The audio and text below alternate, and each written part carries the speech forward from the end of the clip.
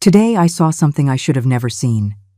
My own son, Caleb, the man I raised with so much love, rummaging through my documents like a thief in my own house. And the worst part is, he doesn't know I saw him. He doesn't know that the security camera I had repaired is now working perfectly. It all started 3 days ago, when I called a technician to fix the surveillance system. It had been broken for weeks, and I was feeling vulnerable. A 68-year-old woman, living alone after Caleb had insisted so strongly that he and Chloe move in with me to take better care of me. What a bitter irony. I completely forgot to mention to them that I had hired someone for the repair. I was so used to them controlling every aspect of my life that it simply slipped my mind. But thank God I forgot, because otherwise I would have discovered the truth far too late. This morning, after Caleb supposedly left to look for a job and Chloe went to the grocery store, I decided to check if the cameras were working from my phone. The app the technician had installed allowed me to see the whole house in real time. At first, I thought about testing it later, but something urged me to do it immediately. I tapped the screen, and there they were, crystal clear images of my living room. My heart stopped. Caleb and Chloe hadn't gone anywhere. They were there, in my living room, with all my documents spread out on the coffee table as if it were their personal office. Caleb was holding my folder of important documents, the one I always kept locked in my bedroom desk. Chloe held papers up, examining them one by one in the light from the window. They moved with the familiarity of people who had done this before. "Where's the original deed?" I heard Chloe's voice through the camera's audio. Her tone was cold. "Calculating. Mr. Evans told us he specifically needs the original document to make the forgery believable." Mr. Evans. That name sent a chill down my spine. He was a lawyer Caleb had met at some dive bar, a shady-looking man who had always given me a bad feeling. Now I understood why. "It has to be here," Caleb replied, his voice thick with frustration. "Mom is meticulous about these things. She keeps everything." Meticulous. That word came from his lips as if it were a curse. The very order and care he had always praised in me, he was now using against me. Chloe moved closer to the window, examining a document against the light. "Look at this, Caleb. It says here the house is worth over $150,000, according to the last appraisal." Mr. Evans was right. It's worth all this effort. $150,000. The house I bought with the sweat of 30 years of work as a nurse. The house where I raised Caleb after his biological father abandoned us when he was just 5 years old. The house I thought I would leave to him as an inheritance, not as loot for him to steal from me while I was still alive. "Once we have the deed in our name," Chloe continued, "we can sell and move her into something smaller. A 1-bedroom apartment will be enough for her final years." Her final years. They spoke of me as if I were already dead, as if I were an obstacle to be removed from the path to their prosperity. Caleb walked toward my bedroom. I watched him through another camera as he opened drawer after drawer, searching desperately. She has to have a safe deposit box or something. She was always paranoid about important documents. Paranoid. Another word that was once about protection now became a flaw. He returned to the living room empty-handed, his face red with frustration. Chloe was waiting for him with her arms crossed, clearly annoyed by the delay. "Mr. Evans only gave us until Friday to get the original deed," she told him. "Without it, he can't do the job. And without the job, we'll keep living off the crumbs your mother gives us." Crumbs. She called the $300 a month I gave them for their personal expenses crumbs. Money I took from my modest Social Security check to keep the peace at home. Money that was apparently not enough for their ambition. "We'll pressure her more," Caleb said, slumping onto my favorite sofa. "We'll tell her it's medical insurance papers. Something urgent she needs to sign. She's so confused lately. She won't even read what she's signing."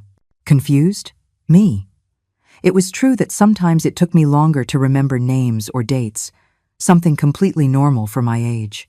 But they had been cultivating that narrative, making me doubt my own mental clarity every time I questioned their decisions. "What if she suspects something?" Chloe asked. Caleb shrugged with an indifference that broke my soul. "What's she going to do? Call the police on her own son? Besides, once we sign the papers with Mr. Evans, it'll be too late to reverse the process. Chloe smiled for the first time in the entire conversation. It was a cruel, satisfied smile. Perfect. So tomorrow, we'll bring her the forged documents from Mr. Evans and tell her it's to update her will. She'll sign without asking any questions. They got up to put my documents away, but not as they had found them. They arranged them carelessly, without the order I always maintained. It was as if they weren't even trying to hide that they had been snooping through my things. Before leaving the living room, Caleb stopped and looked directly toward where the camera was installed. For a moment, I thought he'd discovered me, that he knew I was watching, but he just stood there, thoughtful. "I wish we didn't have to do this," he muttered, more to himself than to Chloe. "Are you having second thoughts?" she asked him, her tone a mix of surprise and annoyance. "No, but—" Caleb sighed deeply. "She's my mother, Chloe, the woman who raised me alone, who worked double shifts to give me everything I needed." For a split second, a microscopic spark of hope ignited in my chest. Maybe there was something left of the little boy who used to hug me when he had nightmares. Maybe there was still salvation for us. But Chloe walked over to him and placed a hand on his shoulder. "Caleb, honey, think about our future. Think about the children we want to have. Are we going to depend forever on an old woman who gets more senile every day? This house is our chance to be independent, to build something of our own." And just like that, with those poisonous words, the last vestige of my good son disappeared. I watched as his expression hardened again, as greed once more took hold of his features. "You're right," he said finally. "It's time to think about us." They left the living room, and I remained there, sitting in the kitchen, watching my phone screen as if it were a horror movie. But it wasn't fiction. It was my real life, crumbling before my eyes. For 35 years, I built that man. I fed him, clothed him, educated him, comforted him in his failures, and celebrated his triumphs. I worked myself to exhaustion to pay for his college. I gave up on finding love again to focus on him. And now, my greatest creation had become my greatest betrayal. But there was something Caleb and Chloe didn't know, something that would turn them from hunters into prey without them even realizing it. I had all their conversations recorded. I had the evidence of their criminal conspiracy. And for the first time in months, I had the power to decide my own destiny. The war was just beginning, and they didn't even know they had already lost. For the next 3 days, I lived a double life I never imagined possible. On one hand, I was the same old Eleanor, the loving mother who made breakfast, asked about their plans, and smiled when Caleb kissed my forehead before leaving. On the other hand, I was an undercover detective in my own home, documenting every move, every conversation, every piece of proof of the greatest betrayal of my life. Technology had become my secret ally. The app the technician installed on my phone allowed me to access the cameras 24 hours a day. I could see the living room, the kitchen, the main hallway, even part of the room that Caleb and Chloe had turned into their private sanctuary. On Tuesday morning, I watched them plan their next steps. Chloe was sitting on my sofa, her laptop open and several papers scattered around her. Caleb paced back and forth, clearly nervous. "Mr. Evans says he has the documents ready," Chloe reported, reading something on the screen. "But he needs us to bring the original deed to make the final signature comparisons." "What if Mom notices it's missing?" Caleb asked, biting his nails. A habit he'd had since childhood that I had always tried to correct. Chloe looked up with that cold smile. I was beginning to know all too well. "Caleb, your mother is 68 years old. She hasn't looked at those documents in months. Besides, we can just borrow it for a few hours and put it back before she even notices. Borrow it." They talked about stealing the deed to my house as if it were a library book. But what if? Caleb stopped mid-sentence and glanced toward the kitchen, where I was supposedly making lunch. "If what?" Chloe insisted. "What if she suspects something? I've noticed she's been more attentive lately, like she's watching us." My heart raced. Had I been that obvious? Had they found me out? Chloe laughed dismissively. "Caleb, please. Your mother spends most of her day watching her soap operas and talking to herself. If she were that attentive, she would have noticed you've been lying about looking for a job for 2 weeks. 2 weeks. So he wasn't even looking for work, as he had told me. It was all part of their act to keep me calm while they executed their plan. "You're right," Caleb admitted, though his voice still sounded unsure. "It's just, I don't know. I feel like she's judging me all the time." "That's your guilt," Chloe retorted coldly. "You still see that woman as your sainted mother instead of what she really island. An obstacle to our future." An obstacle. That word echoed in my head like a funeral bell. To the woman my son had chosen as his life partner, I was not a person. I was simply something to be removed from the path. "Besides," Chloe continued, snapping her laptop shut, "once we have the house, we can look for a decent nursing home for her. Something affordable but comfortable. With the $150,000 from the sale, we can invest in our own business and still have enough left over to take care of her properly." A nursing home. The phrase hit me like a hammer to the chest. They wanted to sell my house and lock me away in an institution with the money from my own property. The cruelty of their plan was so refined it almost seemed professional. Caleb sat down next to her, and for the first time in days, he seemed to relax. "You really think it will work?" "Mr. Evans has done this before," Chloe replied, stroking his hair as if he were a small child. "He says he has a contact at the county records office who can expedite the property transfer. In 2 weeks, max, the house will be in our name. 2 weeks. They had everything timed with military precision." "And the money?" Caleb asked. "Mr. Evans is charging $5,000 for the whole process. It's expensive, but consider that we're talking about a net profit of over $100,000. It's an investment worth making. $5,000. The price they had put on my trust, my home, my dignity as a mother. For the rest of the day, I acted with superhuman normalcy.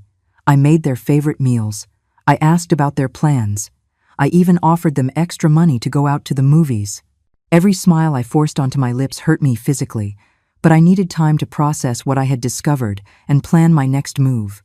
That night, when they finally went to sleep, I sat in the kitchen with a cup of tea and my phone. I reviewed all the day's recordings, making mental notes of every important detail. I had complete conversations where they confessed their criminal plan. I had dates, names, specific amounts. I had enough evidence to destroy their lives if I wanted to, but something stopped me from calling the police immediately. Maybe it was the last shred of hope that Caleb would come to his senses. Maybe it was my need to fully understand just how far they were willing to go. Or maybe, deep in my heart, I needed a direct confrontation before taking irreversible steps. Wednesday dawned with a light rain that tapped against the windows like tears from the sky. Caleb and Chloe ate breakfast in silence, exchanging knowing glances that I pretended not to notice. There was a different tension in the air, as if something important was about to happen. "Mom," Caleb said after finishing his coffee, "we need to talk to you about something important." This was it. The moment they had been preparing for. "Of course, sweetie," I replied, sitting across from them at the dining room table. "What is it?" Chloe cleared her throat and placed a folder I didn't recognize on the table. "Eleanor, we've been thinking about your future, about your financial security." "My financial security?" I asked, genuinely confused by the direction of the conversation. "Yes," Caleb chimed in, taking my hand with a false tenderness that now made me nauseous. "We've been looking into wills, medical insurance, those kinds of important things that everyone your age should have in order." Chloe opened the folder and pulled out several official-looking documents. "A lawyer friend of Caleb's helped us prepare some papers to update all your legal documentation. They're standard forms, nothing complicated. Mr. Evans. It had to be him who had prepared these fraudulent documents." "What kind of documents?" I asked, feigning the naivety they expected of me. "Basically, it's to ensure that if anything happens to you," Caleb explained, "both your will and the ownership of the house are legally in order. It also includes an authorization for us to manage your medical and financial affairs if one day you can't do it yourself. Authorization to manage my affairs. They wanted me to sign over complete power of my life to them. It's for your own good, Eleanor," Chloe added in a syrupy voice. "Imagine if you had an accident or a serious illness. Without these papers, Caleb wouldn't be able to help you with anything legally." They pushed the documents toward me, and I could see they were filled with complicated legal terms. entire paragraphs in small print, designed to be difficult to read and understand. But I managed to make out key words: transfer, assignment of rights, irrevocable power. I don't really understand all of this, I said, holding the papers and feigning confusion. Could you explain it to me more slowly? I saw a flash of impatience cross Chloe's face, but Caleb maintained his compassionate smile. Mom, it's boring technical stuff, he said. The important thing is that you sign here, here, and here. He pointed to several lines marked with small X's. The lawyer says it's urgent because there are changes in the tax laws that could affect you if you don't update these documents before next month. Lies. It was all elaborate lies to pressure me into signing without reading. What if I want to read it all first? I asked. I'm a slow reader, but I like to understand what I'm signing. Chloe's mask of patience began to crack. Eleanor, it's over 20 pages of legal jargon. It would take you days to fully understand it, and like Caleb told you, it's urgent.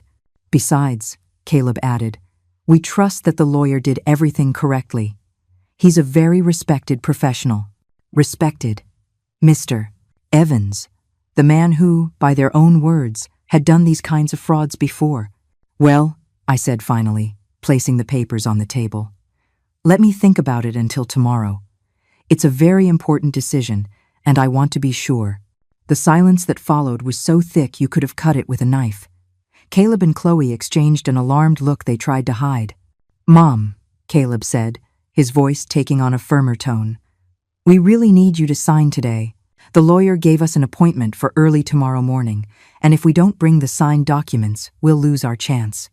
What chance? I asked. Chloe leaned forward, her patience finally running out. The chance to protect you legally. Eleanor, don't you trust us? Don't you trust your own son? There it was. The emotional manipulation they had been saving as their final card, turning my caution into a matter of family trust. Of course I trust you, I lied, picking up the pen Caleb had placed next to the documents.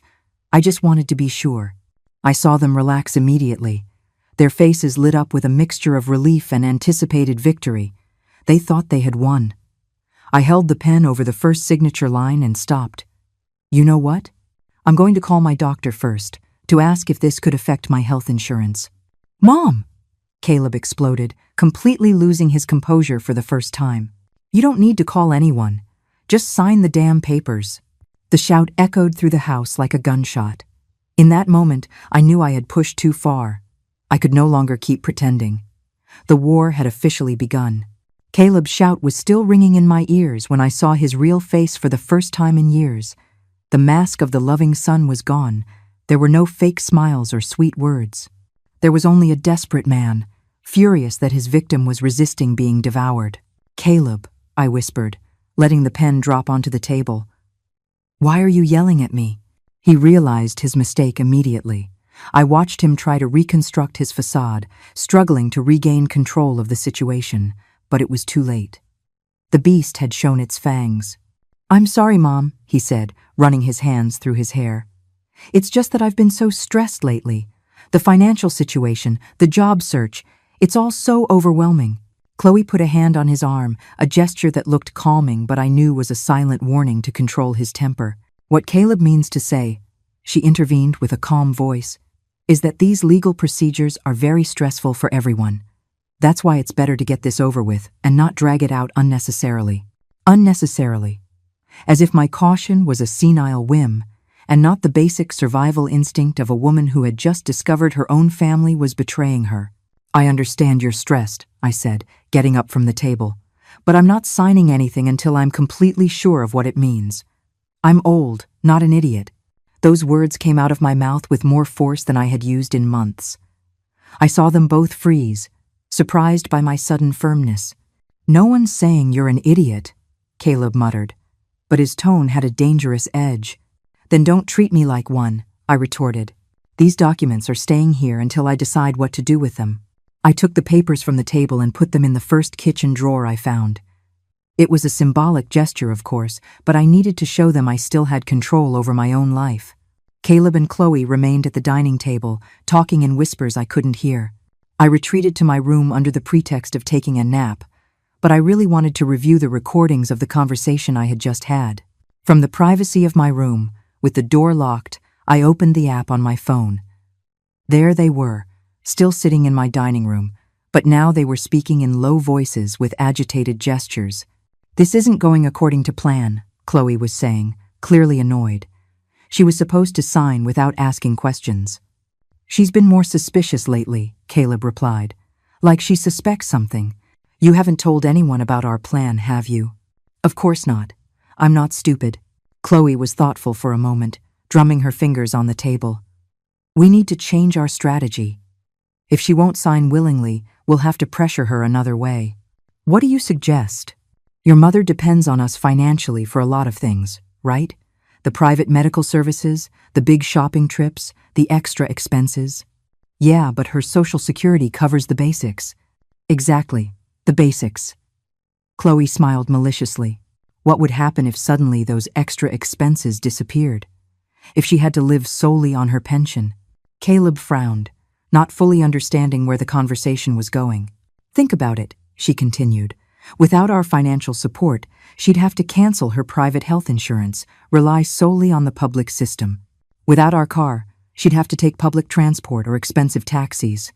Without our help with the shopping, she'd have to carry heavy bags by herself." The perversity of their plan began to take shape before my eyes. They wanted to create an artificial crisis in my life to force me to depend completely on them. "That's brilliant," Caleb admitted, and the pride in his voice made me feel nauseous. "If we pressure her financially, she'll have no choice but to sign the documents to ensure our continued support." "Exactly. And if she resists, we simply tell her we can't afford to help her because we don't have stable jobs. That we need legal certainty about our shared future to justify that emotional and financial investment." Investment. They were talking about caring for his mother as if it were a business with an expected return on capital. "How long do you think she'll last?" Caleb asked. A 68-year-old woman, accustomed to a certain level of comfort, suddenly facing severe economic restrictions. Chloe shrugged. 2 weeks. Tops. 2 weeks. The same time frame they had mentioned before to complete the legal fraud. They got up from the table and headed toward their room. I heard them discussing the specific details of their economic pressure plan. They would cancel my supplemental health insurance that very day, deny me the use of the car for my medical appointments, and stop doing the grocery shopping that required heavy lifting. It was a plan of economic abuse designed to break my psychological resistance. And the most terrifying part was how well thought out it was.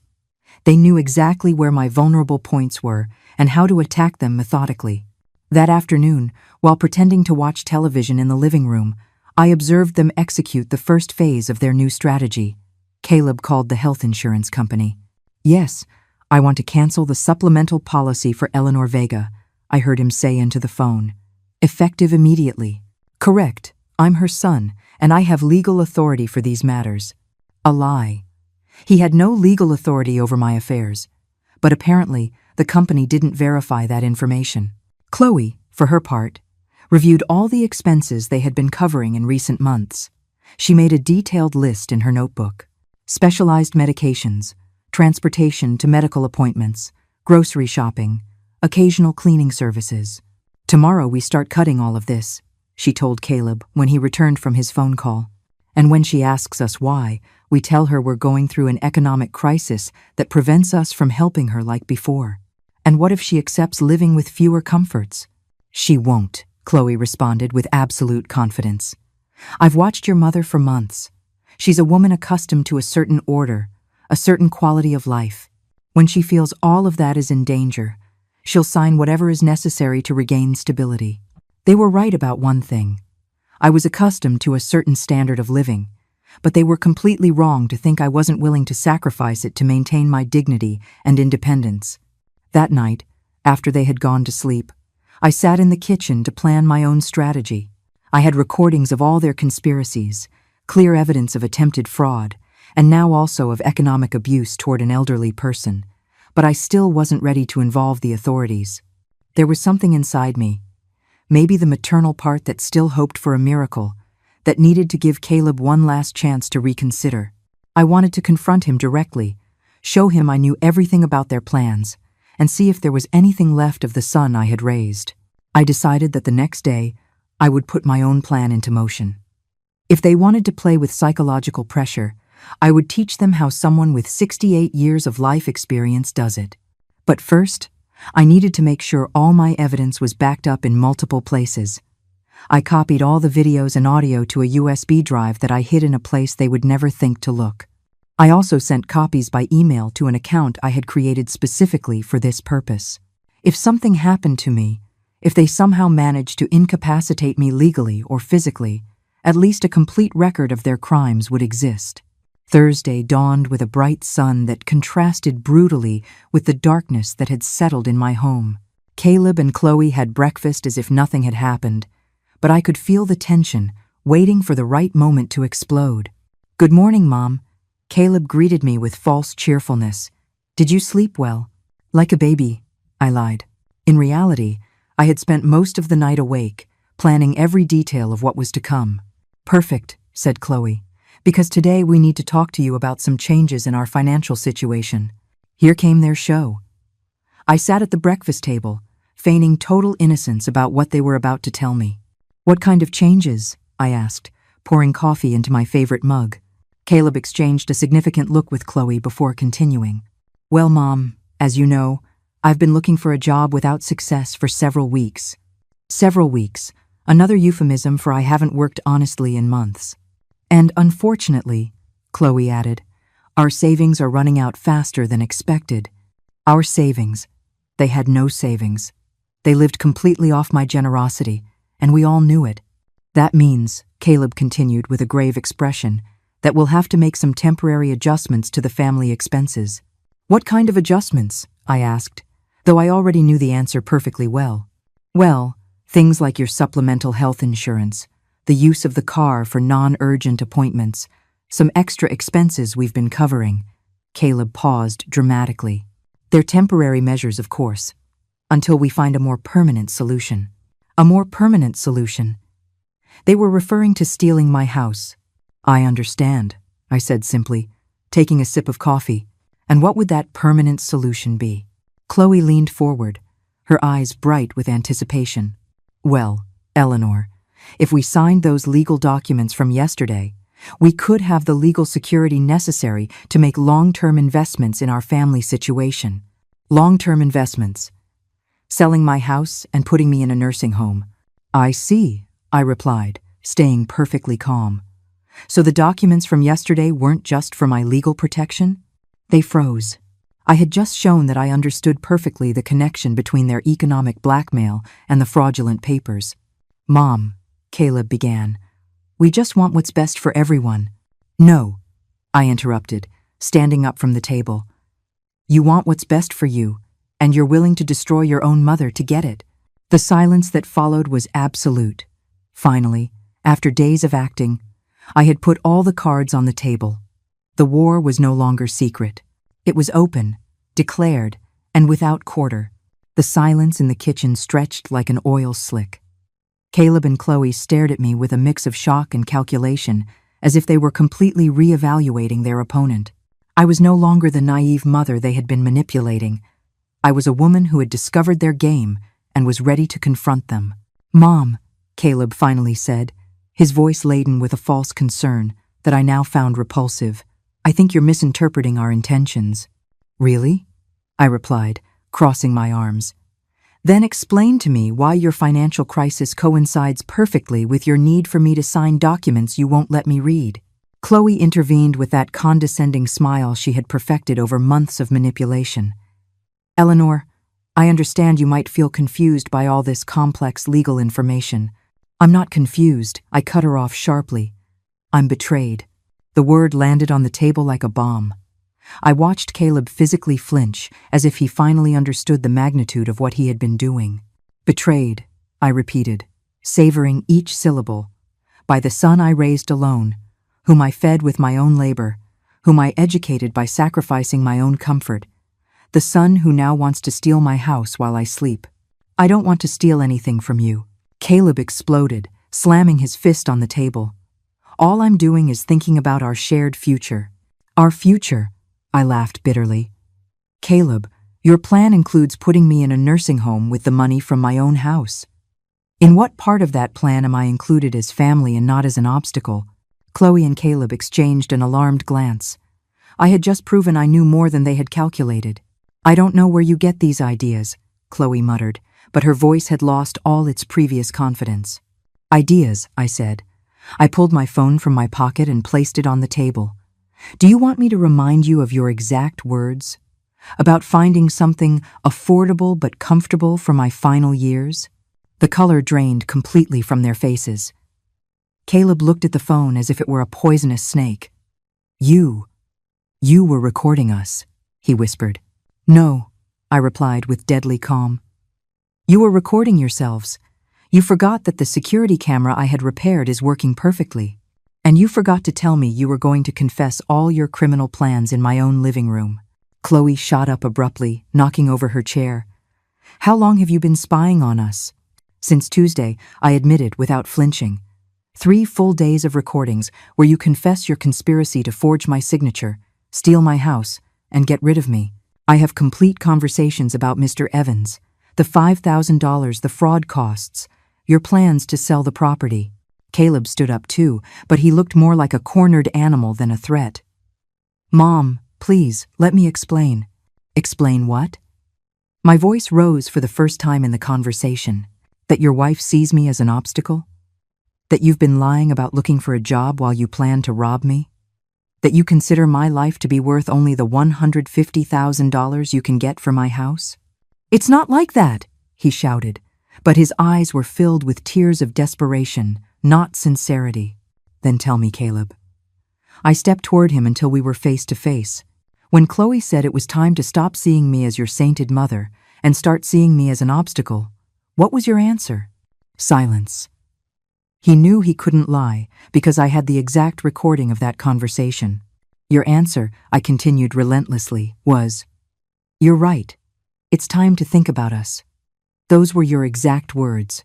Caleb, after 35 years of sacrificing for you, you decided it was time to sacrifice me for you. Caleb collapsed into his chair, covering his face with his hands. For a moment, I thought regret had finally arrived, the realization of what he had been doing. But Chloe hadn't given up. All right, she said, regaining some of her composure. Let's say you have those recordings. What are you going to do with them? The question caught me off guard, not because of its content, but because of its tone. There was no panic, no plea. There was a challenge. Excuse me? I asked. I'm asking what you plan to do, she repeated, crossing her arms. Because as far as I know, Caleb is still your son. Are you really going to destroy your own family over a house? The audacity of her response left me speechless for a moment. Even after being completely exposed, she was still trying to manipulate me. Destroy my family, I repeated slowly. Chloe, you two already destroyed this family. I'm simply defending myself. Defending yourself, she scoffed. A 68-year-old woman. Alone, with no other family but us. What are you going to do, Eleanor? Call the police? Report your only son? There was something in her tone that put me on high alert. It wasn't just arrogance. It was confidence, as if she knew something I didn't. If necessary, I replied. Chloe smiled, and that smile was pure malice. And who's going to believe you? An elderly woman who lives alone, who by her own admission has been spying on her family, who has obvious issues with trust and paranoia. I have proof. You have illegally obtained recordings, she interrupted. Recordings made without our consent on a property where we have a legal right of residence. Any mediocre lawyer would have them thrown out in 5 minutes. My heart began to beat faster. Was that true? Had my recordings lost their legal value because of how I obtained them? Besides, Chloe continued, now circling the table like a predator, who is going to take a woman seriously who is clearly developing paranoid behaviors, spying on her own family, inventing conspiracies, socially isolating herself? I'm not socially isolating myself, I protested, but my voice sounded less sure. Aren't you? She stopped in front of me. When was the last time you spoke to a friend? When was the last time you left this house for anything that wasn't strictly necessary? Caleb has told me how you've been behaving lately. The mood swings, the distrust, the forgetfulness. Caleb lifted his head and, for the first time since the confrontation began, spoke with something resembling his old confidence. "It's true, Mom. I've been worried about you. That's why we wanted you to sign those documents, to ensure that if your mental health continues to deteriorate, we have the legal tools to help you." Deteriorating mental health. They were building an alternative narrative where I was the villain of the story, the paranoid old woman who had misinterpreted gestures of love as criminal conspiracies. "You know perfectly well there's nothing wrong with my mental health," I said, but I could feel doubt beginning to creep into my voice. "Really?" Chloe sat down again, now with the confidence of someone in control of the conversation. A woman who installs secret cameras to spy on her family, who invents elaborate theories about theft and conspiracies, who refuses to sign basic legal documents out of paranoia. "They're not theories," I shouted. "I heard you planning everything." "You heard us having normal conversations about your future and your safety," Caleb corrected. "Conversations that your paranoid mind interpreted as threats." It was brilliant, diabolically brilliant. They were turning the entire situation around, making my discovery of their betrayal into evidence of my supposed mental instability. "Mr. Evans," I said desperately. "You talked about Mr. Evans and the $5,000 to forge documents." "Mr. Evans is a real lawyer who is helping us with real legal procedures," Chloe replied without blinking. "The $5,000 are his fees for a complex job of updating documents. All completely legal." "And the nursing home? The talk of selling the house?" Caleb sighed, as if he were talking to a petulant child. "Mom, we talked about future options in case you ever need specialized care. It's something all responsible families consider." I felt as if the floor was opening up beneath my feet. Every piece of evidence I had, every conversation I had recorded, they were reinterpreting as proof of my own mental decline instead of their betrayal. But you said I was an obstacle," I murmured, feeling my confidence drain away. "We said your resistance to planning for your future was an obstacle to helping you properly." Chloe corrected with a patient tone, as if speaking to a psychiatric patient. "Mom," Caleb came over and put his hands on my shoulders. "We're worried about you. This behavior isn't normal. The paranoia, the accusations, spying on your own family. Maybe you need to talk to someone, a professional, a psychiatrist." They wanted to make me seem crazy to invalidate any resistance to their plans. But then I remembered something they couldn't reinterpret or manipulate. "If everything is so innocent," I said, regaining some of my strength, "then you'll have no problem showing those documents you want me to sign to an independent lawyer. Not Mr. Evans. Someone I choose." The silence that followed gave me all the answer I needed. Chloe and Caleb looked at each other, and in that look, I saw the panic they had been hiding under their new strategy of manipulation. "Of course," Chloe finally said, but her voice had lost all its previous confidence. "Whenever you want." But I knew it was a lie. And they knew that I knew it was a lie. The war had entered a new phase. It was no longer just about fraudulent documents or stolen houses.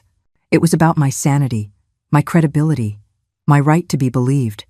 And that was a war I was not willing to lose. The next few days were the strangest of my life. Caleb and Chloe had completely changed their strategy, but not toward honesty, but toward something far more sinister. They were treating me as if I were a mental patient who needed specialized care. It all started that very afternoon when I heard Caleb make a phone call that chilled my blood. "Dr.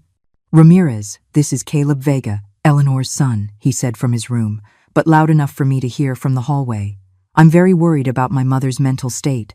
She has developed very severe paranoid behaviors." Dr. Ramirez had been my primary care physician for 15 years, a woman I trusted completely and who knew my medical history better than anyone. "Yes, doctor, severe paranoia," Caleb continued. "She believes we're conspiring against her, that we want to steal her house. She even installed secret cameras to spy on us. We're very worried." The horror of what he was doing paralyzed me. He was building a false medical record of my supposed dementia, using my own discovery of his betrayal as evidence of a mental illness. "When did it start?" Caleb paused, as if carefully considering his answer. "Gradually, over the last few months. But this week it intensified a lot. Yesterday, she directly accused us of wanting to put her in a nursing home. Another pause. Yes, doctor, I understand it's a delicate matter. But frankly, we're scared. We don't know how far her paranoia might go. Scared. They had turned my discovery of their criminal plan into a threat against them. I ran to my room and locked the door. My hands trembled as I opened the camera app on my phone. I needed to record this conversation too, but when I tried to access the audio from their room, I discovered a technical problem. That specific camera's audio wasn't working. A coincidence? I highly doubted it. For the rest of the afternoon, Caleb and Chloe treated me with an exaggerated kindness that was more terrifying than their previous hostility. They spoke to me in soft voices, as if I were a small child or a very sick person. "Mom, are you feeling okay? You look a little pale," Chloe would add. "Have you been sleeping well?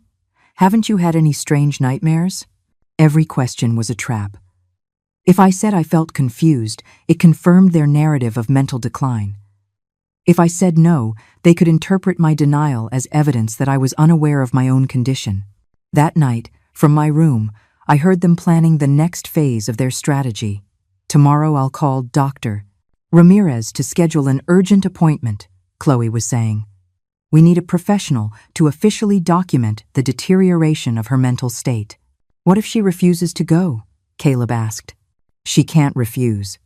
We'll tell her it's a routine checkup for her blood pressure. Once she's in the office, we'll talk to the doctor privately to explain the real situation." "Do you think the doctor will believe us?" "Caleb, we're her family. We've been living with her, observing her behavior day by day. Besides, paranoia in older adults is very common. The doctor has seen cases like this before." They were right about one thing. Paranoia in older adults existed, and doctors saw it frequently. But what they couldn't fabricate were decades of medical history that proved my perfect mental stability. Or maybe they could. The next day, Friday, Caleb announced at breakfast that he had scheduled a doctor's appointment for me. "It's just a routine checkup, Mom," he said with that new condescending voice he had developed. "To check your blood pressure and make sure everything is okay." "I don't need a checkup," I replied.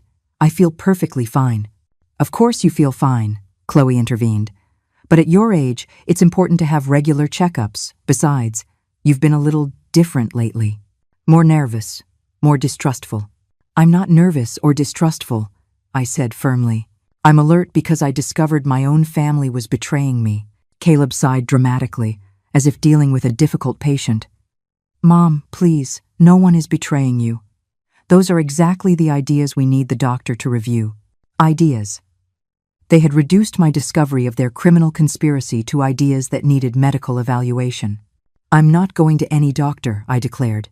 "Yes, you are," Caleb replied. And for the first time in days, his voice regained some of its previous hardness. "It's for your own good. And if I refuse?" Chloe smiled with that fake sweetness she had perfected.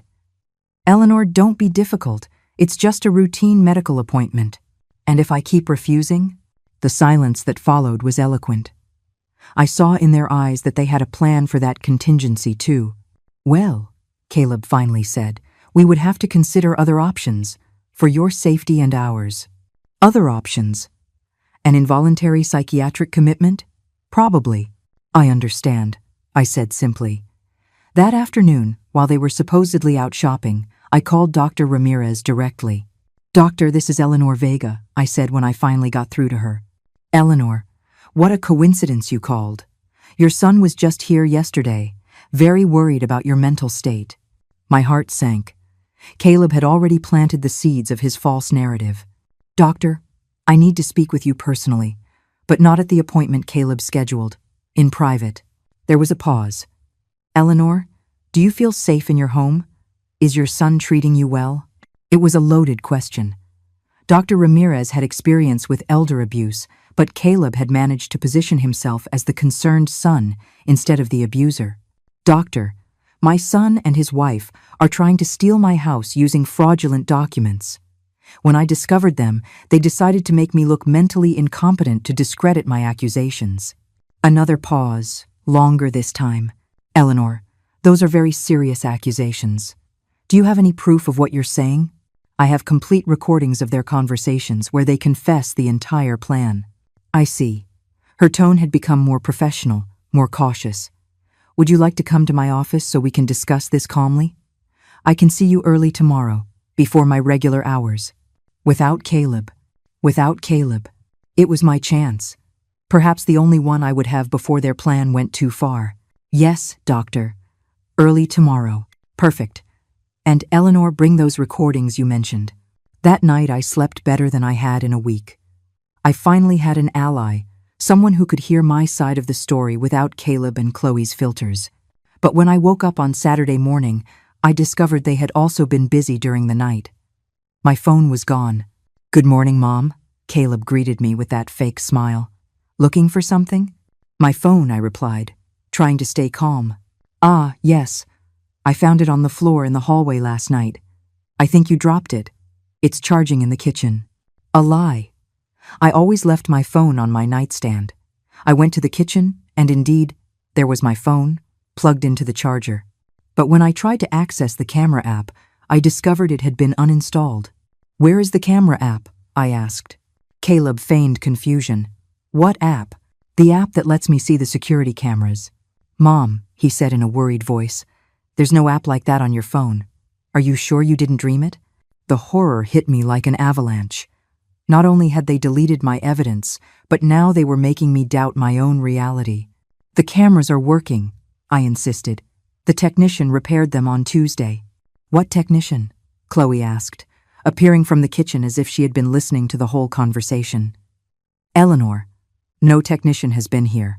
Yes, he was. I called him to repair the cameras. Caleb and Chloe exchanged one of those looks I knew all too well, but this time it was laden with theatrical concern. Mom, Caleb said softly, I think you need to sit down. And in that moment, I understood the full magnitude of what they had done. They hadn't just destroyed my evidence, they had begun to destroy my reality. The war had escalated to a level I hadn't anticipated. It was no longer just about stealing my house. It was about stealing my sanity.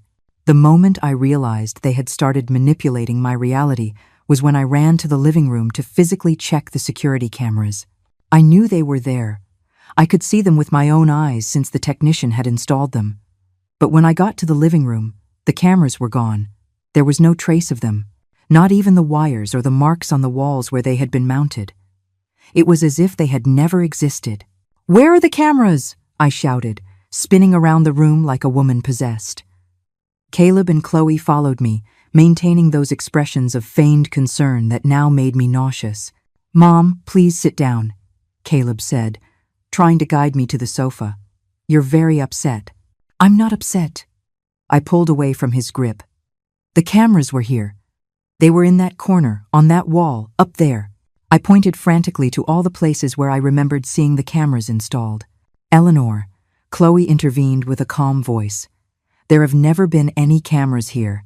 This house doesn't have a security system. Yes, it does.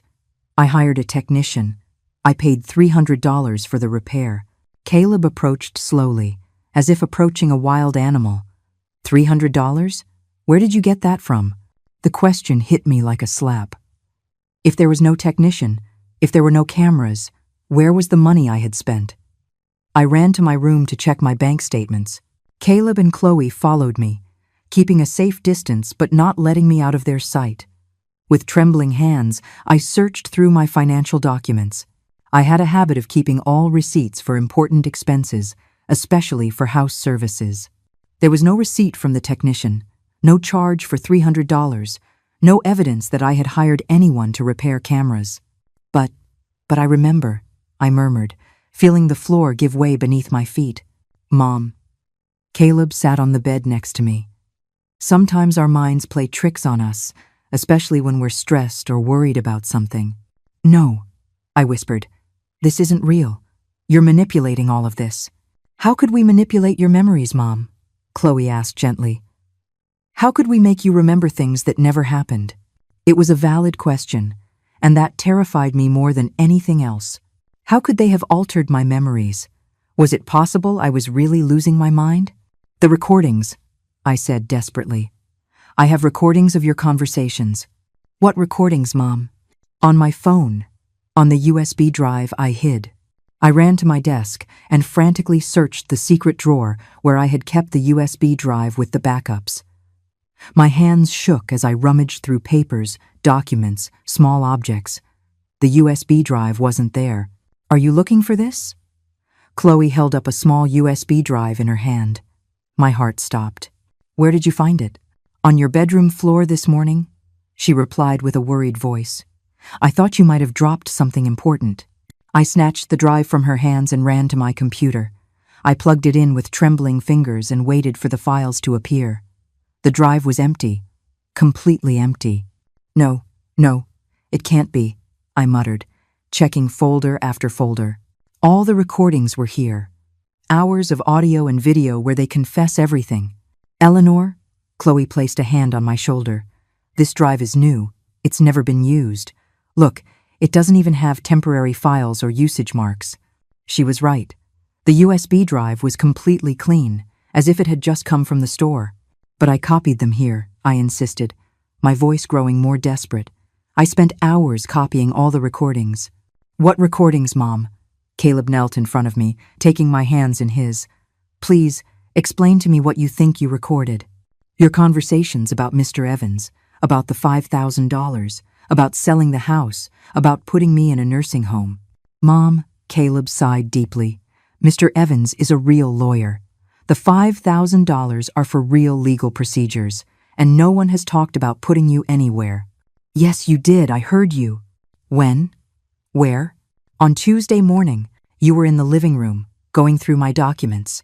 On Tuesday morning, I was at job interviews all morning, Caleb said patiently, and Chloe was at her sister's house, helping with the kids. We weren't at home together until the afternoon. Chloe nodded. You can call my sister Yolanda if you want. I got to her house at 9 in the morning and didn't leave until 4 in the afternoon. And the job interviews? I asked weakly. Caleb took out his phone and showed me a series of text messages. Here are my exchanges with the companies where I had interviews. Look at the times, Mom. The messages clearly showed that Caleb had been busy with job interviews all of Tuesday morning. The times coincided exactly with when I remembered hearing them conspiring in the living room. But I saw you. My voice was barely a whisper. Mom, I think you had a very vivid dream, Caleb said gently. Sometimes dreams can seem so real that we mistake them for true memories. It wasn't a dream. I was wide awake. Are you sure? Chloe sat on the other side of the bed. You've been taking long naps lately. It's possible you were dreaming and didn't realize it. It was possible. For the past few weeks, I had been sleeping poorly at night due to stress, which led me to nap during the day. Was it possible I had confused a dream with reality? But the documents, I said, clinging to the last shred of my certainty. You wanted me to sign fraudulent documents. Caleb exchanged a look with Chloe before answering. Mom, we showed you completely normal legal documents. To update your will and ensure that if you ever need medical help, we can make decisions on your behalf. Can I see them again? Of course. Caleb left the room and returned with the same documents he had tried to make me sign days before. But when I reviewed them more calmly, without the paranoia I had felt then, they seemed different. They were standard legal documents. A medical power of attorney, a will update, basic authorizations for a family member to handle financial affairs in case of medical incapacity. Nothing sinister. Nothing fraudulent. See? Chloe said softly. They're completely normal documents that any responsible family should have. But you pressured me to sign them without reading. We suggested it wasn't necessary to read all the legal jargon because they are standard forms, Caleb corrected. But we never stopped you from reading them. In fact, when you said you wanted to think about it, we respected your decision. It was true. They had respected my decision not to sign immediately. And the economic blackmail? I asked desperately. What economic blackmail? You said you were going to cancel my health insurance, that you wouldn't let me use the car. Caleb frowned with genuine confusion. Mom, we told you we were going through financial difficulties and that we might have to make some temporary adjustments to the family expenses. But we never threatened to leave you without medical care. And Mr. Evans, the corrupt lawyer? Mr. Evans isn't corrupt, Mom. He's the lawyer, Doctor. Hernandez recommended to help us with all these procedures. You can call him if you want. Every explanation made sense. Every piece of evidence I thought I had crumbled before rational, verifiable explanations. Was it possible I was really losing my mind? Was it possible my mind had created an elaborate conspiracy where none existed? Mom. Caleb took my hands and looked me straight in the eye. We're worried about you. These episodes of paranoia, these false memories, this distrust of us, they're not normal. Please, Chloe added, let us take you to Dr. Ramirez, just to make sure you're okay. For the first time in days, their concern seemed genuine. Their voices had lost that theatrical quality I had been detecting. They seemed genuinely scared for my well-being. And if the doctor says I'm fine? I asked in a small voice. Then we'll celebrate and apologize for ever doubting you, Caleb responded immediately. But Mom, we need to be sure. We love you too much to ignore these signs. We love you. I hadn't heard those words from their lips in days, and they sounded sincere. Was it possible that it had all been a product of my imagination? Was it possible that stress, loneliness, age had conspired to create fantasies so vivid that I had mistaken them for reality? Okay, I finally whispered. I'll go to Dr. Ramirez.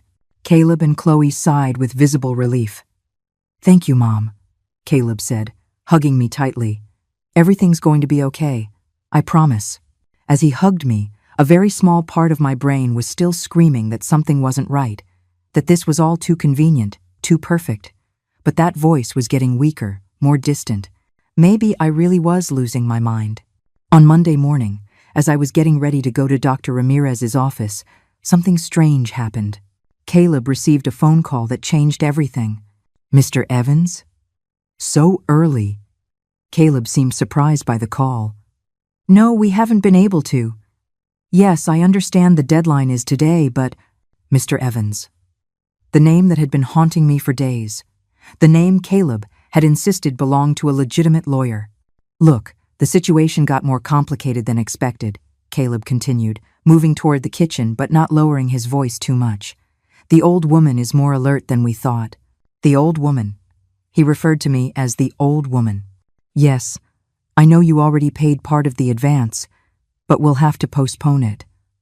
Caleb sounded frustrated. You can't return at least half of the $3,000? $3,000. Not $5,000 as I had imagined, but still a considerable amount for supposedly legitimate legal services. Okay, give me one more week. Caleb lowered his voice even more. I promise you that by Friday I'll have the documents signed. Signed documents. The same legitimate documents they had shown me? No, Chloe handles these situations better. She knows exactly which buttons to push. Yes, of course she can forge the signature if necessary, but we'd prefer she sign voluntarily. Forge the signature. Those 3 words hit me like a lightning bolt. I hadn't imagined anything. I wasn't crazy. It had all been real from the beginning. Caleb finished the call and returned to the living room, where I was pretending to watch television. Everything okay, sweetie? I asked with the most innocent voice I could muster. Yeah, Mom, just work stuff, he replied distractedly. Work stuff. His job was to rob me. During the drive to the doctor's office, I maintained absolute silence as my mind worked at full speed. I had regained my sanity, along with the certainty that Caleb and Chloe had orchestrated a very elaborate psychological campaign to make me doubt my own reality. They had physically removed the cameras during the night. They had erased the recordings from my phone and replaced the USB drive. They had fabricated false alibis for Tuesday morning. They had completely rewritten the narrative to make me look like a paranoid old woman. But they had made a mistake. Caleb had spoken too loudly during the call with Mr. Evans. Dr. Ramirez, I said as soon as we were alone in her office, I need you to listen to me very carefully. Of course, Eleanor. Caleb told me about his concerns. Caleb is stealing from me, I interrupted. He and his wife have been planning to forge my signature to transfer my house to their names. Dr. Ramirez leaned back in her chair, studying my face carefully. Eleanor, those are very serious accusations. Do you have any proof of what you're saying? They destroyed all my proof. They removed the security cameras, erased the recordings. manipulated my memory into making me believe I had imagined everything. And how do you know you didn't imagine it? Because an hour ago, I heard Caleb talking on the phone with Mr. Evans, the lawyer they're going to hire for the forgery. He mentioned a $3,000 advance and said that Chloe could forge my signature if necessary. Doctor, Ramirez took notes as I spoke. Can you repeat exactly what you heard? I recounted the conversation word for word. I saw her expression grow more serious with each detail. Eleanor, these are accusations of fraud and elder abuse. If they're true, we must involve the authorities. But you believe me? I've known your medical history for 15 years. You haven't shown any signs of cognitive decline or dementia. Your last neurological exam was completely normal. But Caleb told you I was developing paranoia. Caleb called me worried. That's true, but after hearing your version, I think there's another explanation for your supposed paranoia. What? That it wasn't paranoia at all. It was correct intuition about a real threat. For the first time in days, I felt validated. I wasn't crazy. I hadn't imagined anything. My instinct had been right from the start. What do you suggest we do? I asked. First, we're going to do a full cognitive exam right here to officially document that you are in full mental faculty. Second, I'm going to give you the contact of a private investigator who specializes in family abuse cases. Third, we're going to talk to a lawyer specializing in elder protection. And Caleb? Caleb can't know anything about this until we have all the legal protections in place. For the next 2 hours, Dr. Ramirez put me through a complete battery of cognitive tests. Short and long-term memory, executive function, spatial and temporal orientation, abstract reasoning ability. I passed all the tests with perfect scores. Eleanor, she finally said, you have the sharpest mind I've seen in a woman your age. There are absolutely no signs of cognitive decline. Can you document that officially? I'm already doing it. This medical report clearly states that you are in full mental faculty and perfectly capable of making legal and financial decisions. We returned home at noon. Caleb and Chloe greeted me with poorly concealed anxiety. How did it go, Mom? Caleb asked. What did the doctor say? She said I'm perfectly fine. I replied naturally, that there's no cognitive problem and that it was probably all accumulated stress. I saw their faces light up with relief and something I recognized as disappointment. Stress? Chloe asked. Stress over what? Over living alone, worrying about the future, not having clarity on my legal documents. I improvised. The doctor suggested that maybe it would be a good idea to finally organize those papers you wanted me to sign. Caleb and Chloe exchanged a look of barely contained triumph. That's great news, Mom, Caleb said. So you're ready to sign those documents? I think so, I lied. But the doctor suggested it would be good to review them calmly first, to fully understand what I'm signing. Of course, Chloe replied quickly. You have all the time you need. Perfect. Could we review them together tomorrow afternoon? I want to be completely sure before I sign. Absolutely. Caleb smiled with that false warmth I knew so well. But now I also had my own secret agenda. That afternoon, while they thought I was taking a nap, I was on the phone for hours. First with the private investigator Dr. Ramirez had recommended. Then with the lawyer specializing in elder protection. Mrs. Vega, the detective told me. We need direct evidence of their fraudulent plan. Would you be willing to wear a hidden microphone to record their conversations? Is it legal? Perfectly legal to record conversations in your own home when there is reasonable suspicion of criminal activity. Then yes. Perfect. First thing tomorrow morning, we'll install the equipment. We'll also place hidden cameras in your living room and dining room. The lawyer was just as direct. With the recordings you obtain and Dr. Ramirez's medical report, we'll have a solid case not only to prevent the fraud but to criminally prosecute your son and daughter-in-law. Criminal prosecution. Conspiracy to commit fraud, attempted document forgery, financial abuse of an elder. We're talking about several years in prison. Several years in prison for Caleb, my son. Is there any alternative? I asked. We can offer a deal where they completely abandon their criminal plans in exchange for not pressing charges, but we would need solid evidence first to have negotiating power. That night, while Caleb and Chloe celebrated in whispers what they believed would be their imminent victory, I carefully planned the trap I was going to set for them. The next day, during our review of the documents, I would have high-quality recordings of everything they said. I would finally have the irrefutable evidence I needed. The hunter had officially become the prey. But they didn't know it yet. Tuesday morning arrived with a crystal clarity that seemed to foreshadow the end of this nightmare. At 7 in the morning, while Caleb and Chloe were still asleep, the private investigator and a specialized technician arrived discreetly at my house. In less than an hour, they had installed high-quality microphones on my clothes and microscopic cameras in strategic places in the living and dining rooms, all completely invisible, but capable of capturing every word and gesture with perfect clarity. Remember, Mrs. Vega, the detective instructed me before leaving.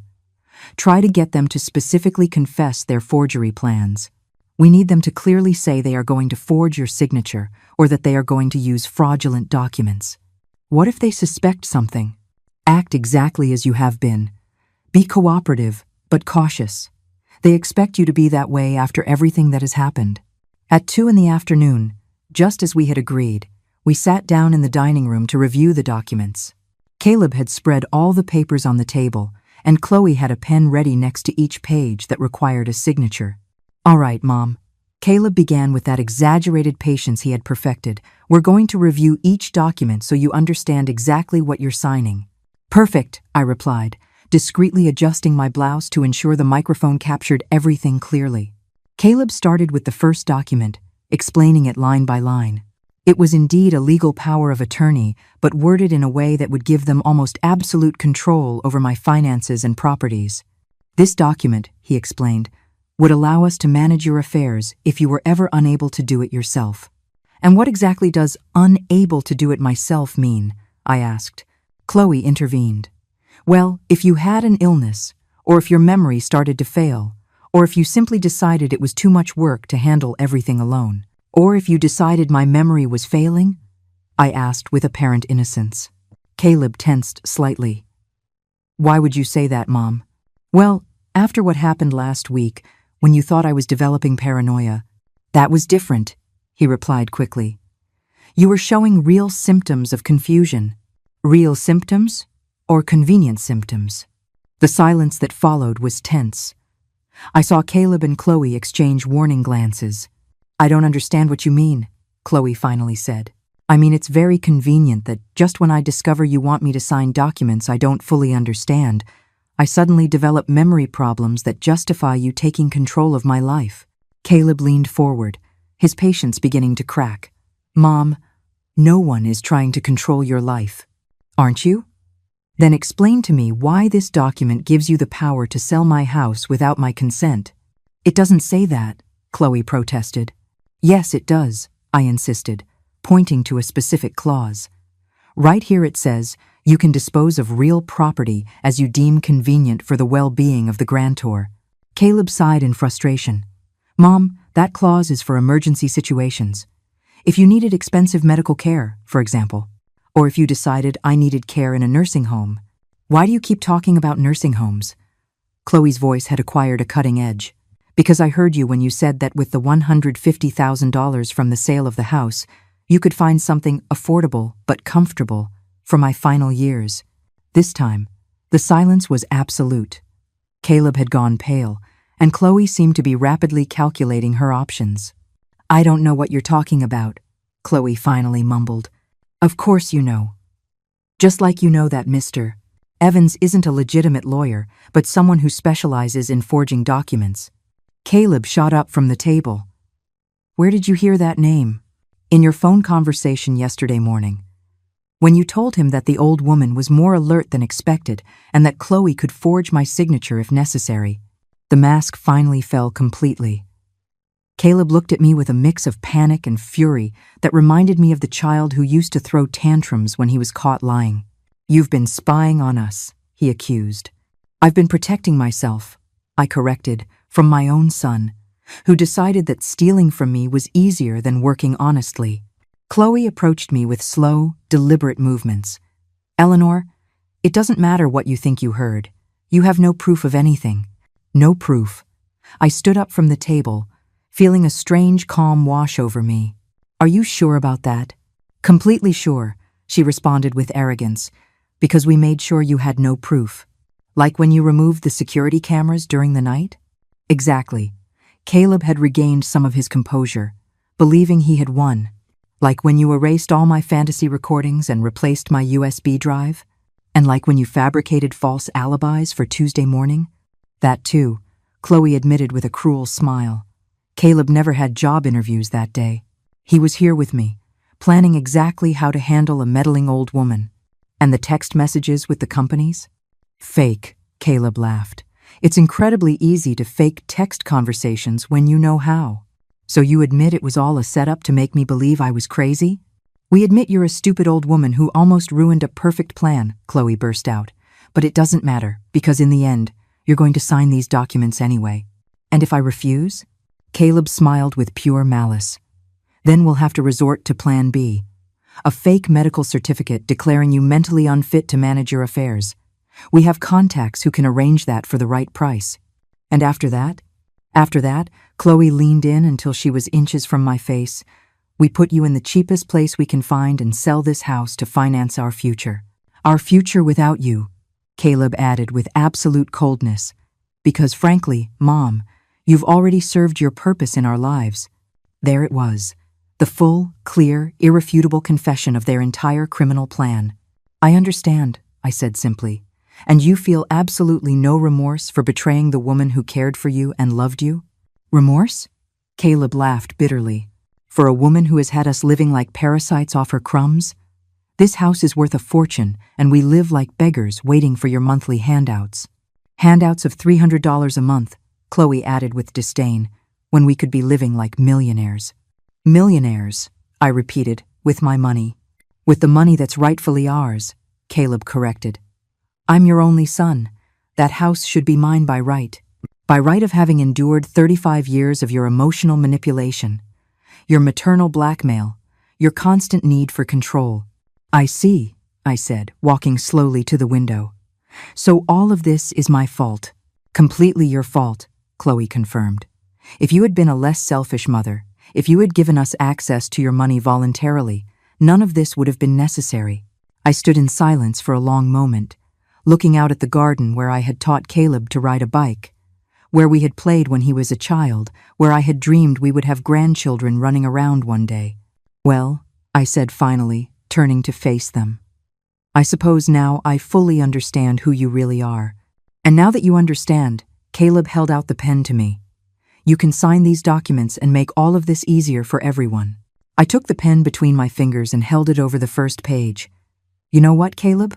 I said with a smile he couldn't interpret. You're right about one thing. About what? That I'm a stupid old woman. And then I dropped the pen on the table. But I'm not stupid enough to sign my own death sentence. The look of confusion on Caleb and Chloe's faces lasted exactly 3 seconds before the front door opened, and in walked the private investigator, 2 uniformed police officers, and my lawyer specializing in elder protection.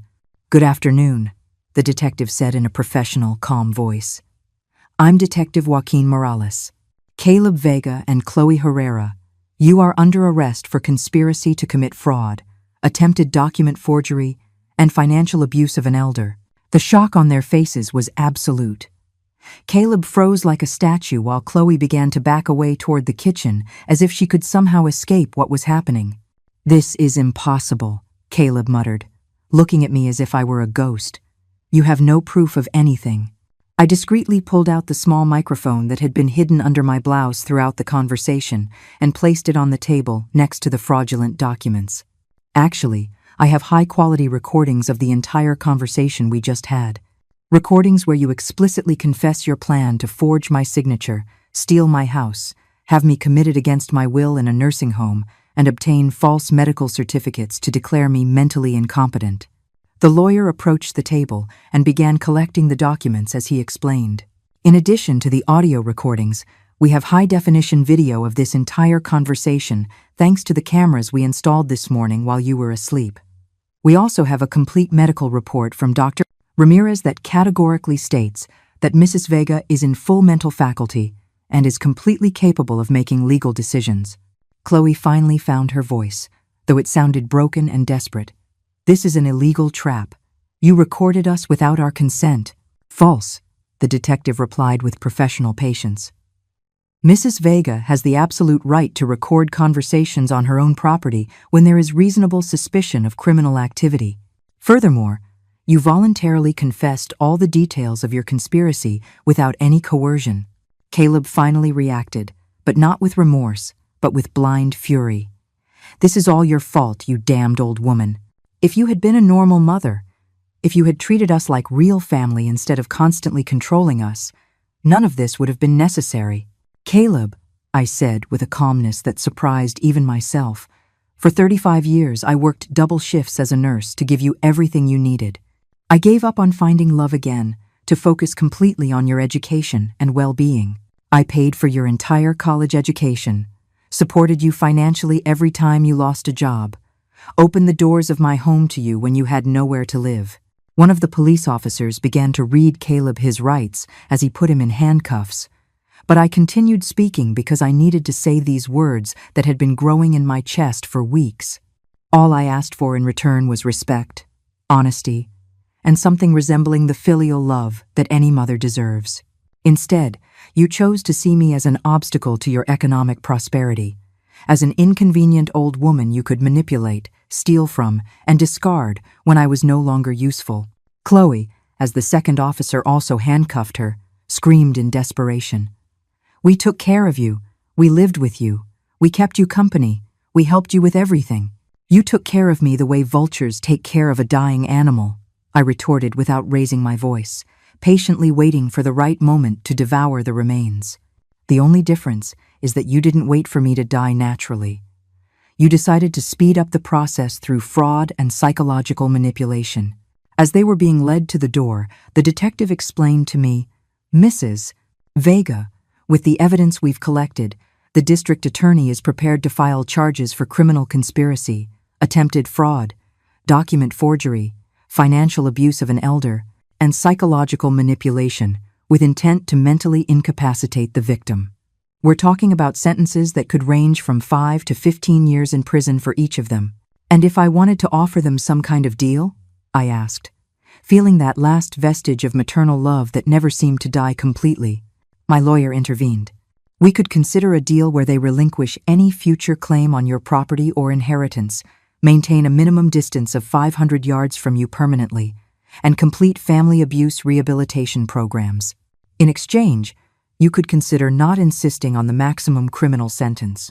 Caleb, from the front door with his hands cuffed behind his back, looked at me with eyes that mixed hatred and desperate pleading. Mom, please, think about it. I'm your only son. Are you really going to destroy your own family over a house? The question that had been tormenting me for days finally had a clear and definitive answer. Caleb, you destroyed this family the moment you decided my life was worth only the dollars you could get for my house. I'm simply protecting what's left of my dignity and my right to live in peace for the years I have left. After Caleb and Chloe were taken away, I was left alone in my house for the first time in months. The silence was profound, but not frightening. It was the silence of peace regained, of danger eliminated, of betrayal finally exposed and punished. I sat on my favorite sofa, the same one where I had so often comforted Caleb when he was a child, where I had read him stories, where we had watched movies together during his adolescence. Now it was just my sofa again, in my house, in my life that finally belonged completely to me. 3 months later, Caleb and Chloe accepted the deal we offered them. They gave up all rights to my property, agreed to stay away from me permanently, and completed rehabilitation programs. In return, they served only 18 months in prison instead of the 10 years they could have faced. Some people asked me if I didn't regret being so harsh with my only son. My answer was always the same. I didn't regret adopting him when he was a helpless child who needed love. I only regretted not understanding sooner that maternal kindness should never be practiced at the cost of self-destruction. Now I live peacefully in my house, surrounded by neighbors who have become my new chosen family. I've learned that true family is not defined by blood or legal documents, but by mutual respect, honesty, and genuine love. And when I look back at everything I went through, I realized that the woman who emerged from that experience is stronger, wiser, and infinitely freer than the one who went into it. Sometimes, to save yourself, you have to be willing to lose those you thought you loved the most.